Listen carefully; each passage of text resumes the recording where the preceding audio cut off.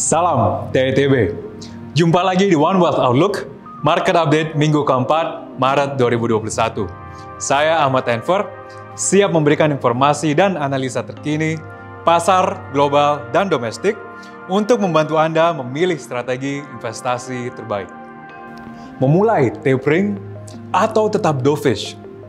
Akankah inflasi terus meningkat tajam atau hanya sekedar fluktuasi sementara? Cyclical atau growth stocks?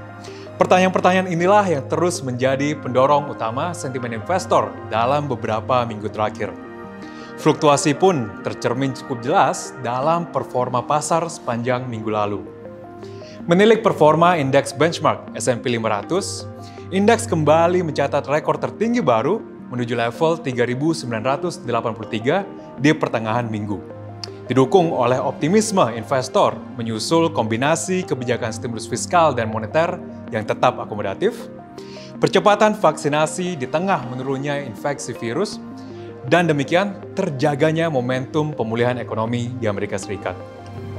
Namun, imbal hasil US Treasuries yang kembali meningkat begitu cepat, lagi-lagi membuat investor was-was, dengan khususnya tenor 10 tahun yang sempat menyentuh level 1,75%, yang merupakan level tertingginya dalam 14 bulan terakhir. Kenaikan imbal hasil memang telah diantisipasi sejalan dengan pemulihan ekonomi. Hanya saja, tidak dengan laju secepat itu. S&P 500 pun terpaksa bergerak melemah di penghujung minggu, sehingga menyeret performa mingguan untuk ditutup turun 0,77%. Bursa saham dalam negeri pun terpaksa melemah tipis dengan IHSG turun 0,03% sepanjang minggu lalu. Memang, perputaran sentimen terjadi menyusul hasil rapat FOMC The Fed di pertengahan pekan lalu, yang selain tetap mempertahankan tingkat suku bunga acuannya di level rendah, di jenjang 0 hingga 0,25%, The Fed juga mengindikasikan bahwa bank sentral akan tetap akomodatif, serta tidak sungkan untuk membiarkan ekonomi running hot, alias terus berekspansi. Sehingga, spekulasi akan meningkatnya inflasi pun tidak dapat dihindari. Kekhawatiran terhadap inflasi memang tercermin jelas di antara investor, dengan US break-even rate sebagai salah satu proksi ekspektasi inflasi pasar, terus meningkat tajam sejak bottom di kuartal 2 tahun lalu. Two-year break-even rates misalnya setelah sempat terjun ke level negatif 0,9% pada Maret tahun lalu, kini melesat naik ke level 2,6%. Proyeksi inflasi yang melebihi target 2% The Fed inilah yang melahirkan antisipasi pasar bahwa bank sentral berpotensi akan mengurangi dukungan moneternya atau bahkan meningkatkan suku bunga acuannya lebih cepat dari yang diantisipasi sebelumnya. Lalu, bagaimana kami memandang arah kebijakan The Fed ke depannya? Secara garis besar, kami masih mengantisipasi untuk tidak adanya perubahan yang signifikan dari sikap dovish The Fed saat ini dalam jangka pendek ke depannya. Mendukung pandangan ini adalah 3 hal utama. Kenaikan inflasi yang diantisipasi hanya sementara, ditempuhnya kebijakan average inflation targeting oleh The Fed, serta masih tertekannya sektor ketenagakerjaan Amerika Serikat yang akan memaksa The Fed untuk tetap dovish. Terhadap faktor yang pertama, menarik untuk diperhatikan adalah pergerakan kurva dari US break-even rates, di mana terjadi inversion over the tenor curve, alias inflasi yang memang diantisipasi akan mengalami kenaikan dalam waktu dekat, namun hanya untuk sementara, sebelum berbalik arah turun. Hal senada pun disampaikan oleh The Fed dengan revisinya baru-baru ini yang mengantisipasi inflasi inti PCE Amerika Serikat akan mencapai 2,2% tahun ini sebelum turun ke level 2,0% tahun depan. Kedua, mengingat kembali kerangka kebijakan average inflation targeting yang telah diadopsi The Fed sejak tahun lalu, mengindikasikan bahwa bank sentral akan mentoleransi ketika inflasi melebihi target 2%-nya untuk sementara waktu.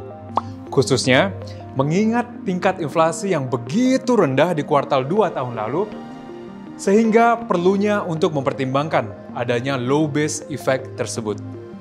Dan yang terakhir, yang ketiga, mengingat dual mandate The Fed yaitu untuk menjaga stabilitas harga serta maksimum full employment, mengindikasikan bahwa The Fed akan perlu untuk tetap mempertahankan kebijakan akomodatifnya saat ini.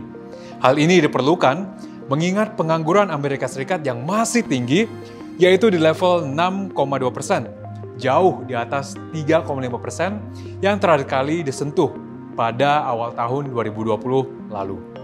Kecenderungan untuk menahan suku bunga setidaknya hingga tahun 2023 mendatang juga terlihat dari rilis dot plot terbaru, di mana lebih dari setengah anggota The Fed menilai suku bunga akan tetap bertahan di level rendah saat ini. Lalu, bagaimana dampaknya terhadap pasar modal Indonesia? Di tengah variatifnya sentimen eksternal, pasar surat utang dalam negeri serta nilai tukar rupiah kembali tertekan. Sementara rupiah melemah 0,16%, imbal hasil obligasi pemerintah tenor 10 tahun meningkat 8 basis poin sepanjang minggu lalu menuju level 6,78%, yang juga menandakan terjadinya penurunan harga. Lagi-lagi, sentimen investor kembali dibatasi oleh fluktuasi tekanan eksternal, khususnya terhadap volatilitas di pasar US Treasury. Menarik perhatian utama adalah hasil dari rapat Dewan Gubernur Bank Indonesia di minggu lalu yang mempertahankan kebijakan suku bunga acuannya tetap di level 3,5% sejalan dengan antisipasi kami dan juga pasar. Memang, setelah memangkas kebijakan suku bunganya di bulan lalu menuju rekor terendah baru serta melonggarkan langkah-langkah makroprudensial, terdapat pandangan bahwa akan semakin sulit bagi Bank Indonesia untuk menurunkan suku bunganya lebih lanjut. Dengan demikian, mengingat kondisi pasar obligasi global yang belum sepenuhnya stabil, kami memperbarui antisipasi kami bahwa grup kami, OCBC Group, memandang Bank Indonesia akan mempertahankan tingkat suku bunganya di level saat ini hingga akhir tahun. Maka, terdapat beberapa alasan yang mendukung narasi penguatan aset dalam negeri. Pertama, seperti yang sudah disampaikan sebelumnya, kekhawatiran terhadap tekanan inflasi di Amerika Serikat diantisipasi hanya bersifat sementara, yang mengindikasikan bahwa tekanan di pasar surat utang dalam negeri juga akan berkurang kemudian.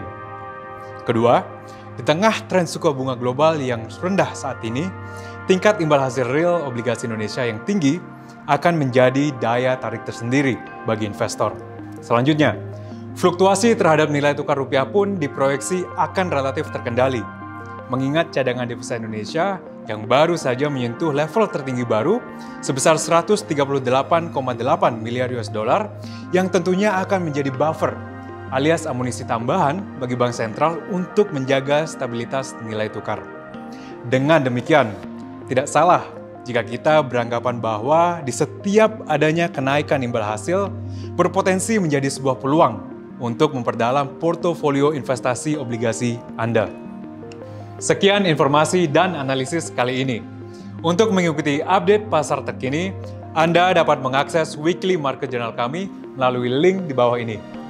Saya Ahmad Enver, nantikan One Wealth Outlook berikutnya di minggu depan. Salam dari ITB.